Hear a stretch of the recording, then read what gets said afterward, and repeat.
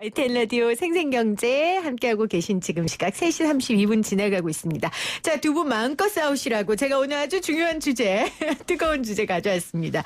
아까 김서희 교수님이 뭐라고 말씀하셨냐면 기업이 지금 이 와중에 묵은 과제 처리하려고 지금 들이대고 있다. 이렇게 말씀하셨어요. 자, 더 발언할 시간 드릴게요. 어떤 것 들이대고 있습니까, 지금? 예, 경영상 이유에 의한 해고를 완화하자.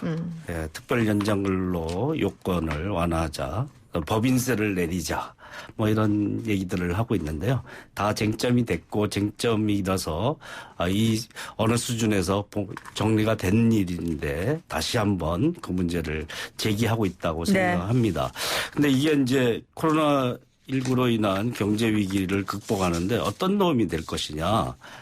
나 먼저 살겠다 이런 얘기죠. 약간 예, 한마디로 표현하면 파렴치하다 이렇게 생각하고요. 내가 살아야지 너희도 살 수 있다라는 것은 오만함입니다. 꼭 그렇지 않습니다.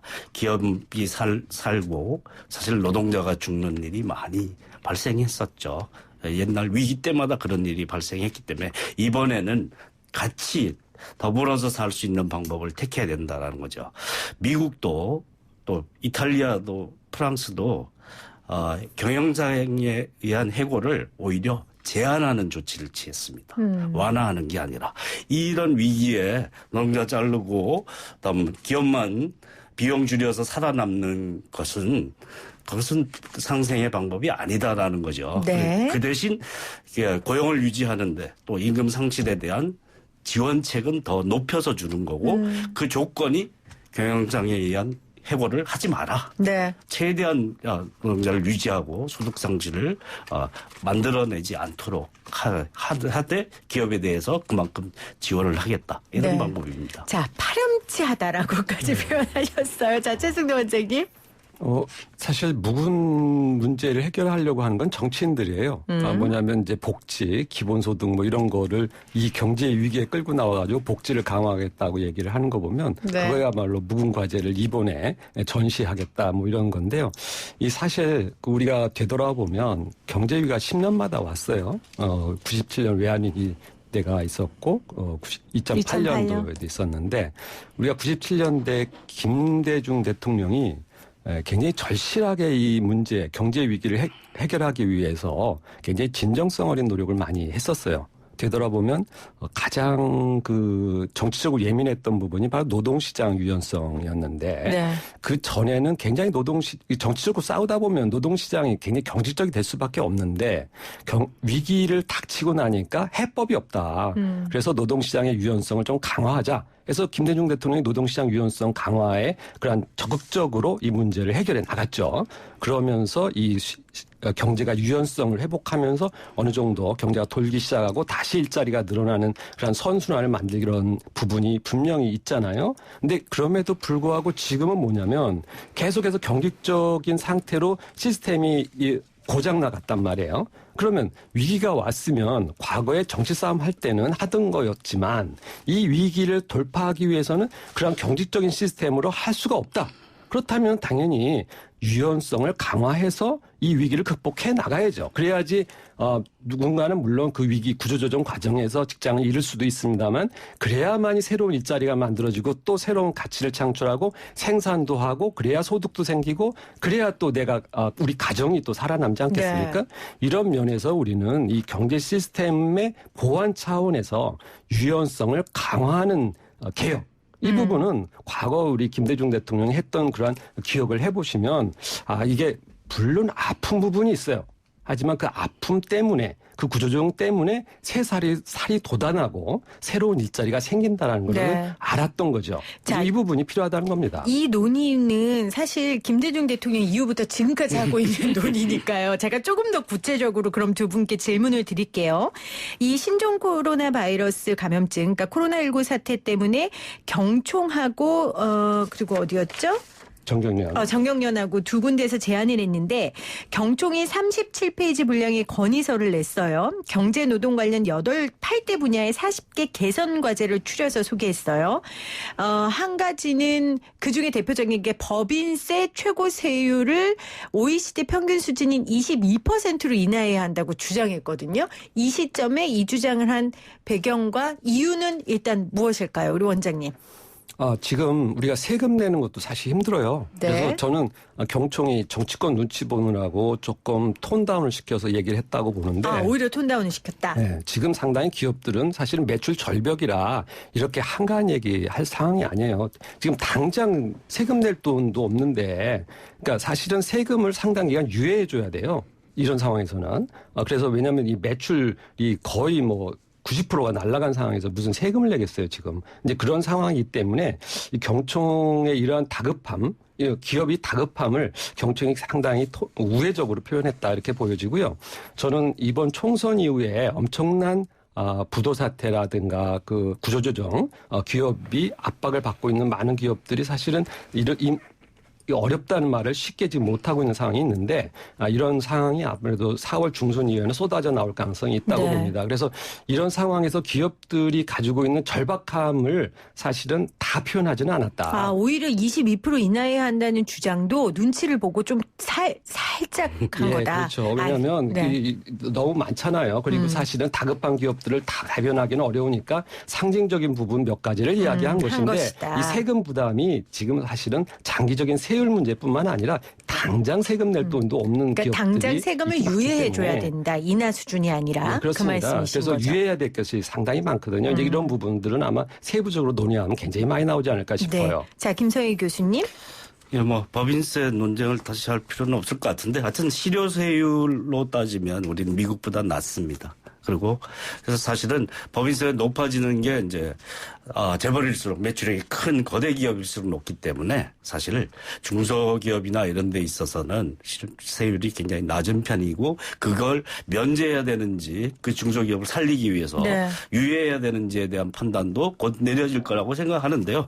법인세만이 아니라 동시에 서민 가구의 건강보험료라든지 기본 전기세라든 기본 생활비에 대한 감면 유예 조치도 이제 같이 다뤄질 사안이라고 생각을 합니다. 그러면 교수님 아까 전에 법인세 얘기는 더 이상 얘기하지 말자고 하셨으면 상속세 최고세율 인하도 이번에 주장했어요. 근데 저는 이거는 좀 코로나19 사태하고 상속세 최고세율 25% 인하가 무슨 상관이 있나라는 생각을 했거든요. 코로나19랑 상관없는 얘기들을 자꾸 꺼내기 때문에. 아니 법인세는 저는 어떻게 할 수 있다고 생각하는데 이거는 왜 그랬을까요? 사실은 경총이고 정경련이고 다수의 기업들을 대표하는 게 아니라 소수의 재벌들을 대표하는 그런 요구사항을 내놨기 때문에 사실 지탄을 받는 것이죠. 그러면서 상속세 최고세율이 가장 걸리는 문제는 사실 3세 상속을 두고 있는 기업들, 하고 있는 기업, 재벌 기업들에게 면제부를 주기 위한 장치로서 그 상속을 원활하게 하기 위한 장치로서 제기된 측면이 강하다. 이런 점에서 사실 코로나19 사태 위기 극복하고 아무 상관없는 얘기들을 이 국면에서 꺼내서 얘기하고 있기 때문에 묵은 숙제를 풀려고 이런 위기를 기회로 활용하려고 하는 행태가 아니냐 하는 점이죠.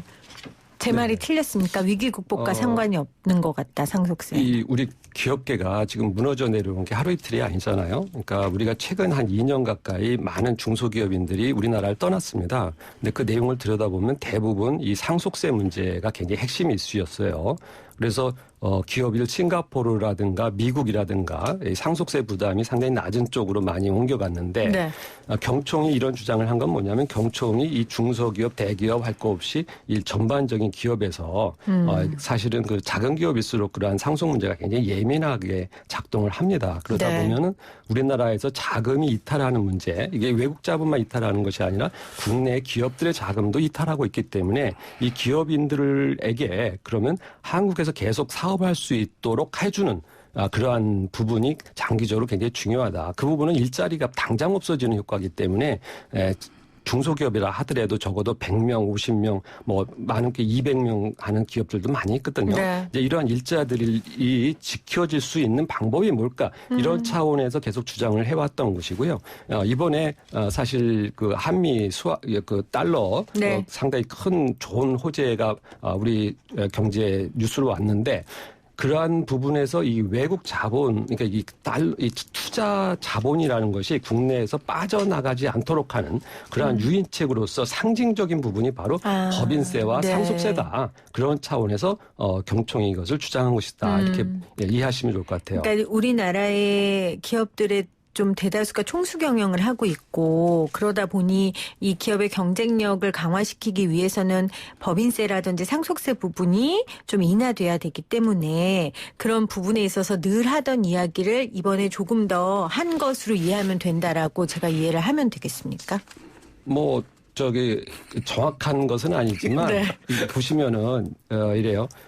기업들이 더 빠져나가지 않도록 그러니까 하기 기업의 위해서는 네. 우리가 이 기업하기 규제를 좋은 사회를 만들어야 당연히 되니까. 이 상속세 문제를 해결하지 않으면 이 중소기업들 앞으로도 계속 어려워지는 분야일 수밖에 없거든요. 네. 이 부분을 지적한 것입니다. 알겠습니다. 기업하기 좋은 나라와 상관없는 문제입니다. 네. 그러니까 우리 원장님은 상관이 있다고 생각하세요. 불로소득을 상속하기 네. 좋은 나라를 만들자라는 얘기인 건데 사실은 이 불로소득이 소수의 수중에 남아있는 게 한국 경제에 어떤 도움이 되느냐. 그렇죠. 해가 된다라고 생각해 보세요. 싱가포르나 미국 같이 기업하기 좋은 나라를 만드는 게 왜 싱가포르 국민과 미국에 미국 대해서 국민들한테 착각하시는 것 같은데 미국은 상속세 굉장히 강력합니다. 걸리면 큰일 납니다. 우리나라처럼 삼성처럼 이렇게 뭐 편법 상속하고 이렇게 했다가는 남아나지 못할 정도로 강력한 철퇴를 내리는 나라죠. 그러니까 미국 정도의 제도와 규칙이 작동하는 나라라면 기업들이 떠나겠습니까? 그 부분을 우리가 정확하게 인식을 하셔야 돼요. 그게 강해서 상속세나 법인세, 실효세율은 우리가 미국보다 높지 않다라고 얘기했죠. 근데 네. 거기에 강해서 뭐 떠난다 이렇게 얘기하는 것은 그러면 미국을 다 떠났어야 되죠. 제가 싸움을 붙여놓고 싸우시니까 되게 불안하네요. 이 주제는 또 우리가 워낙 많이 한 논란이라서 조금 더 또 다른 주제로 한번 넘어가 볼게요. 자, 또 하나 우리 이 주제로도 두 분과 말씀 많이 나눴어요. 이 탄력 근로제 그리고 특별 연장 근로 허용 사유 확대 이제 이런 것들도 당연히 경총에서는 냈습니다. 자, 이 부분에 대한 설명을 좀 원장님 해주시죠. 그런 부분이 최근에 이제 규제들이 강화됐고 노동시장을 경직적으로 만든 분야의 규제 강화였는데 그런 규제가 강화되다 보니까 이 기업 현장이 상당히 어려웠어요. 특히 이제 저는 최저임금제와 52시간제가 상당히 강력하게 우리 기업 현장에서 고용을 줄인 정책이다 이렇게 보고 있는데 네. 그래서 저는 이런 최저임금제나 52시간제에 유예를 해야 된다. 그래서 예를 들어서 최저임금제를 3년 정도 유예를 하고 52시간제 같은 경우는 한 5년 이상 실행을 연기해야지 그렇지 않으면은 이번 경제 위기에서 우리가 위기를 극복하는데 상당히 어려움을 겪을 것이다.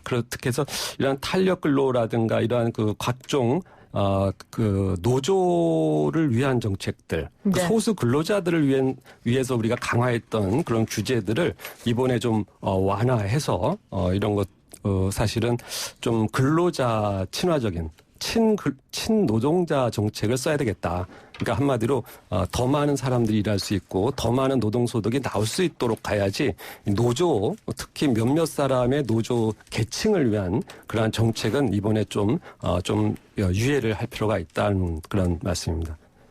교수님. 최저임금은 노동조합도 만들지 못하는 이제 미조직 불안정 노동자들에게 그래서 교섭도 할 수 없죠. 그런 사람들에게 이제 최고 임금을 만들어주는 방식이기 때문에 네. IMF 이후로 확대된 우리나라 불평등의 문제를 제어할 수 있는 최소한의 장치인데 그 강도와 속도가 어째야 되는지에 대한 미세한 논란은 있을 수 있지만 최저임금이 상대적으로 대폭 인상돼야 된다라는 데는 모든 정치 주체들이 다 동의했던 사안이라고 봅니다. 그 강도가 어찌해야 되는지에 대해서는 좀 토를 달 수는 있다고 보지만, 다음에 주 52시간 이상 일하는 사람 5%밖에 안 돼요. 지금 현재. 그리고 그래서 주 52시간 이상 일해야 되는 사회냐, 이게 과도한 규제냐에 대해서 다시 생각해 봐야 될 거고요. 그 도입하면서 사실 탄력 근로제 확대해주고 뭐 이런 조치들이 이미 시행됐습니다. 그래서 얻은 게 많다 보니까 배가 불러서 더 자꾸 얘기하면 더 얻어낼 수 있구나, 이런 자세가 아닌가 생각이 들고. 오늘 김성희 교수님 발언이 아주 전투적이십니다. 이 코로나19 위기를 같이 극복해 나가야 되는데 나 먼저 살겠다고 얘기하는 사람은 욕을 먹어도 싸다고 생각합니다. 자, 그러면 이렇게 제가 좀 여쭤볼게요. 지금 이낙연 코로나19 국난 국복위원장이 전경련의 민원 해결을 자처하고 나섰어요. 뭐라고 했냐면은 전경련이 요구하는 한시적 규제 유예를 받아줘야 된다. 그중에 몇 가지를 소개하면 화학물 질의 등록 및 평가에 관한 법. 이 법은 가습기 살균제 사건 이후에 제정된 법이거든요. 그리고 또 하나는 대형마트 휴일 영업 금지, 주 52시간 근로 예외 확대, 이런 것들을 지금 그가 기업이 원하는 대로 좀 이루어져야 된다, 이렇게 얘기했어요. 어떻게 생각하세요? 이낙연 총리가 상당히 현실감 있는 그러한 정치 리더십을 갖고 있기 때문에 아마도 적절한 발언을 하신 걸로 이해를 합니다. 네. 왜 그러냐면 우리가 유통 분야에서 소비자들의 지금 그 불만이 굉장히 높아졌어요. 그래서 이렇게 사실은 좀 잘못된 규제들이 이번에 좀 많이 드러났는데, 그런 부분을 정부가 빠르게 손을 봐서 이번 코로나 사태로 인해서 국민들의 불편을 좀 덜어줄 필요가 있는 것이죠. 네. 그리고 또 그러한 규제로 인해서 사실 그 기업들이 부도를 만든다거나 하면 사실은 너무나 많은 상처가 나지 않습니까? 일자리를 잃어버리는 사람들 포함해서. 그래서 우리가 이러한 그 경쟁력을 어떻게 살릴 것이냐, 이런 부분에 초점을 맞춰서 일자리가 더 줄어들지 않도록 하는 그러한 어떻게 보면 용기 있는 행동, 이런 것들이 바로 지금 정부가 선택할 일이다. 네.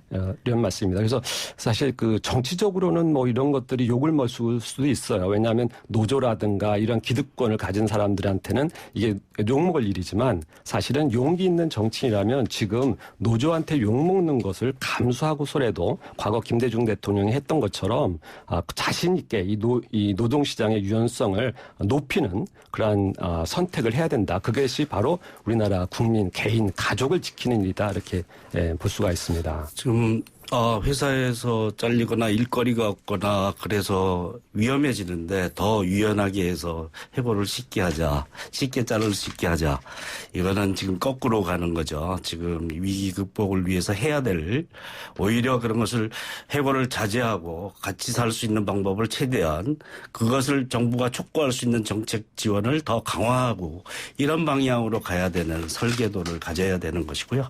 그래서 노동 유연성을 일반적으로 높이는 것은 사실 이 위기 극복의 지금 해법은 아닙니다. 그렇게 하면 사실은 위기를 회복하는데 더 오래 걸릴 거고, 정말 마지막에 소수의 독점 기업만 살아남는 해법이 될 가능성이 높습니다. 다수 기업을 위한 해법도 아니다라고 볼 수 있겠죠. 한시적, 제도적으로 이게 굳어지는 게 아니라 이 위기 극복을 위해서 한시적으로 규제를 풀어야 될 사안이 맞춤형으로 만들 필요는 있을 수 있습니다.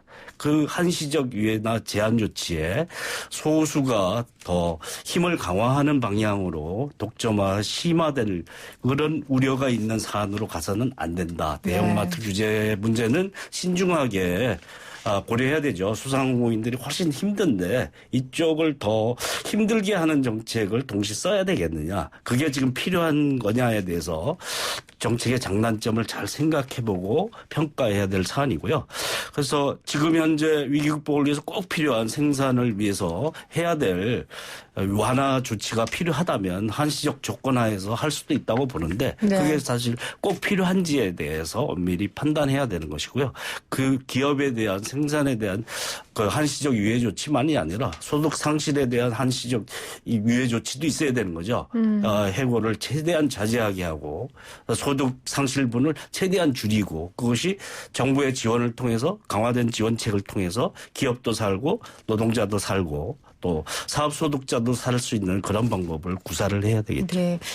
지금 문자로도 지금 굉장히 의견이 막상막해요. 그러니까 8703님은 영세상인 살리려 만든 규제 풀어달라고 하니 말도 안 됩니다. 6054님은 교수님 의견에 찬성합니다. 다 같이 이겨내야죠. 화물차 기사인데 오늘도 17,000원 벌어갑니다. 7676님은 가게와 기업 자전거에 두 바퀴입니다. 동시에 지원해서 살아야 합니다. 하셨고요.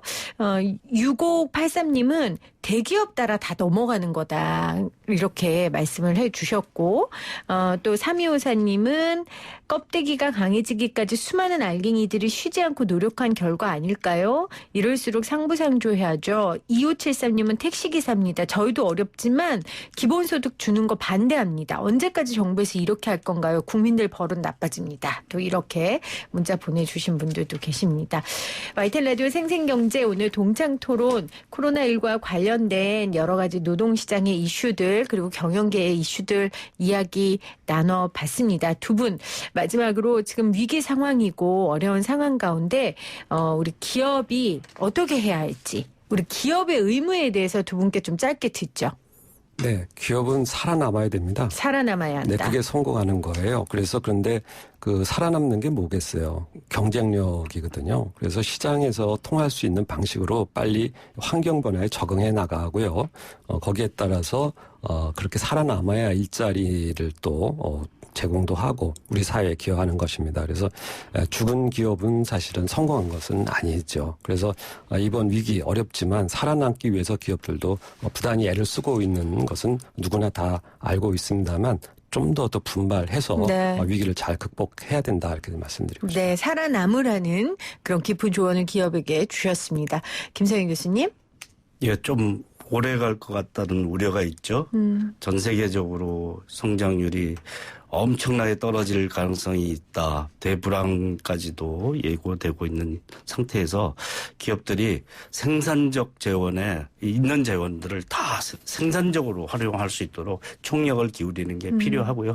그런 사안 중에 노동자도 쉽게 내버리고 이렇게 가는 것이 아니라 함께 할 수 있는 방법 그런 건의를 해야 되는 거죠. 우리가 최대한 노동자와 함께 가려고 하는데 지원책이 더 강화돼야 된다. 이제까지 있습니다. 고용유지 지원금 뭐 이런 것들이 있는데 그런 것이 어느 정도로 더 강화돼야지 우리가 좀 더 버틸 수 있다라고 하는 이런 제안을 하는 것이 생산적 제안을 하고 생산적 활동에 총력을 재원을 다 집중해야 되고 네. 편법 상속이나 뭐 이런 어떤 비시장적 행동에 기울이는 노력을 좀 더 경제 활력을 높이는 데 쓰는 것 노력이 필요하다고 봅니다. 네, 오늘 함께해 주신 두 분 고맙습니다. 김성희 고려대 노동대학원 교수 최승로 자유기업원 원장이었습니다. 감사합니다. 예, 고맙습니다. 감사합니다. YTN 라디오 생생경제 한 주간 함께해 주신 여러분 고맙습니다. 제가 아까 또 사회적 거리 두기에 대한 여러 가지 지침 드렸습니다. 저도 잘 지키겠습니다. 가만히 있는 거 제가 하기 제일 힘든 일이거든요. 그런데 그 어려운 일을 주말 동안 한번 해보겠습니다. 우리 모두를 위해서요. 건강하게 주말 보내시고요. 저는 월요일 3시 10분에 다시 올게요.